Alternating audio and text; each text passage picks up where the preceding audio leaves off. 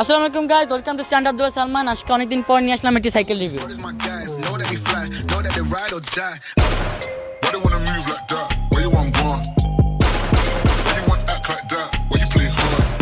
প্রথমে আসা যাক এটার ফ্রেমের দিকে। এই ফ্রেমটা হচ্ছে একদম বোর্সের ফার্স্ট লটে আসা ফ্রেমগুলো। এই ফ্রেমগুলো অনেক ভারী হয়ে থাকে অ্যান্ড এটার লুকস অন্যান্য বোর্স ফ্রেম থেকে অনেক বেশি সুন্দর। এরপর আসা যাক সাইকেলের মেইন একটা পার্ট, এটা সাসপেনশনের দিকে। এটা হচ্ছে এক্সিএম এটি কপি ফর XCM30।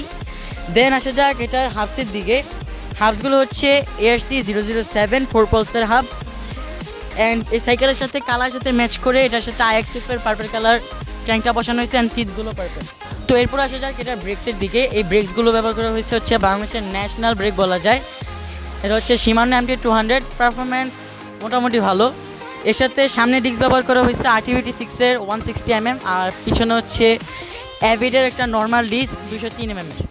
সাথে এগুলোর অ্যাডাপ্টার ব্যবহার করা লাগে যেগুলো অনেক এক্সপেন্সিভ আমাদের জন্য। এই যে টায়ারগুলো ব্যবহার করা হয়েছে এগুলো হচ্ছে CST সাইক্লোপস, এগুলো বাজেটের মধ্যে বেস্ট টায়ার, এগুলো আমিও ইউজ করি পার্সোনালি। অ্যান্ড দেন রিমসগুলো ব্যবহার করা হয়েছে ম্যাভিকের, এগুলো বাজেটের মধ্যে অনেক ভালো। সেটা এটা সিটের দিকে, এটা সিটটা কাস্টম মেড করা, যিনি ওনার তিনি বানাই নিছেন। আর হ্যান্ডেলটা হচ্ছে ওয়েকের স্ট্রেট একটা হ্যান্ডেল বার। পার্সোনালি এটা আমি লাইক করি না, বাট যে ওনার তার কাছে হয়তো বা ভালো লাগে।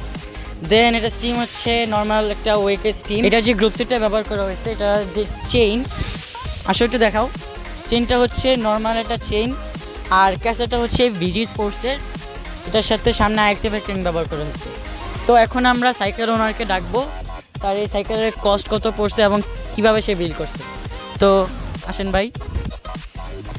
তো এ হচ্ছে আমাদের রিফাত ভাই, আমাদের গ্রুপের সিনিয়র মেম্বার।